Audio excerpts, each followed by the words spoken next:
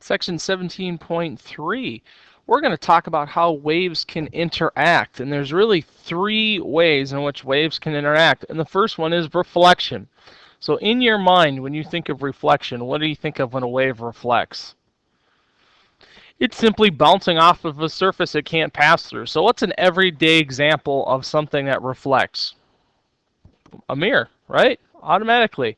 Reflection does not change the speed, frequency of a wave, but the wave is flipped. Right? So just kind of thinking of what happens when a reflection happens. What happens when reflection happens? Boom, here's a perfect example of reflection. We got the original wave coming in. It hits the mirror or something else, and what's it do? Bounces off.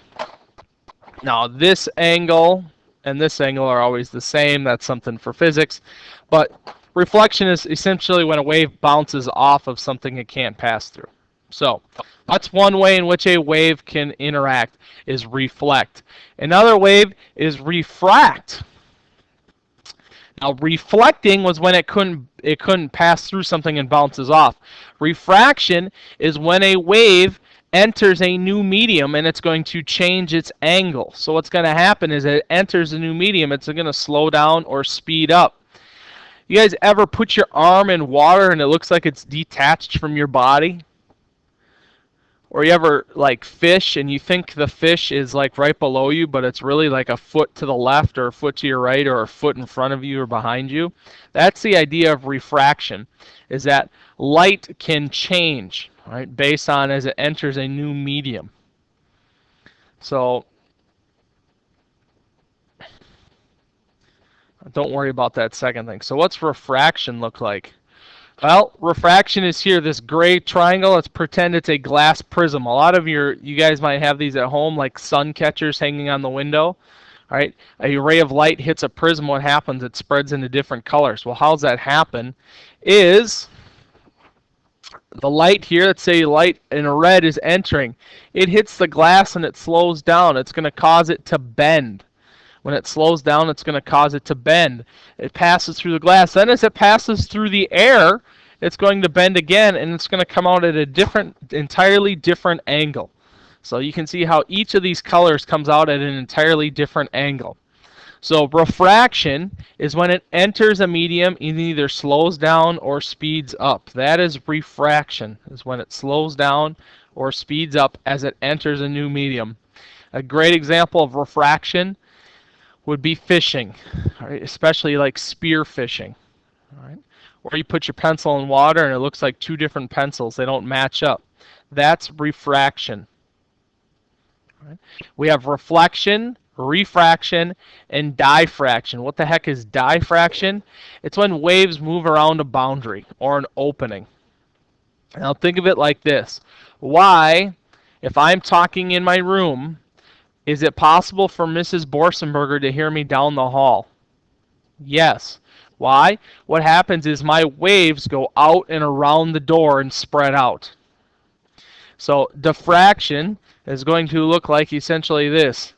Sound wave, sound wave, sound wave, sound wave. And then when they get through the barrier, they're going to spread out, right, which gives them the ability to be heard. My sound waves the ability to get heard. So if I'm being really loud, Mrs. Borsenberger can still hear me, even though she doesn't have a direct path into my room.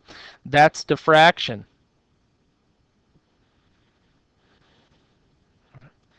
So three types of, don't worry about these last two dots, but the three ways in which a wave can move or it can interact. It can reflect, which means it's bouncing off a medium.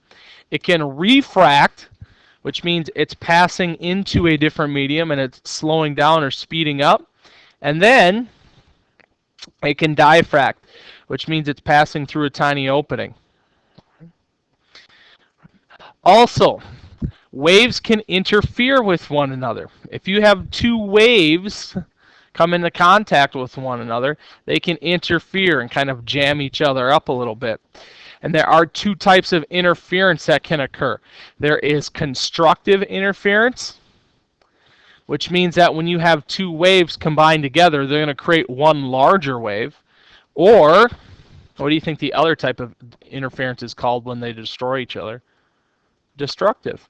When you have two waves, so if we go back to constructive, when we have two waves that combine together and they make a bigger wave, it's constructive interference. When we have two waves that combine together and make a smaller wave, it's called destructive interference. So let's take a picture of what that's going to look like. In A, I'm going to redraw A just so you could get a better idea of it. All right, I'm going to redraw A and I'm going to redraw B on the bottom. So here's A. Let's say I have here's my first wave in red. At the same time my wave in red is passing through, here's my wave in green.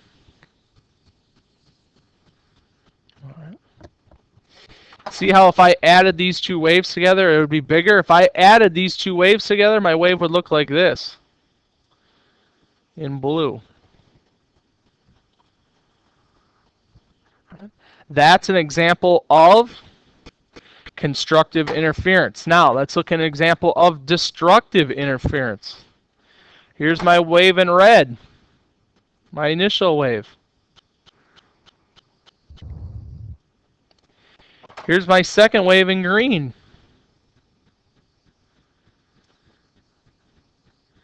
All right, see how they cancel each other out all the way along? Here's my wave in blue. I have no wave because red and green cancel each other out. So, constructive interference, the example on the left, occurs when you have two waves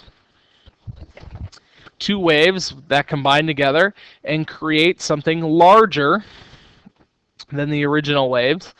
Destructive interference occurs when the two waves combine and they make something smaller than the original wave. This will conclude section 17.3. This is Mr. Kleinert, and I am signing off.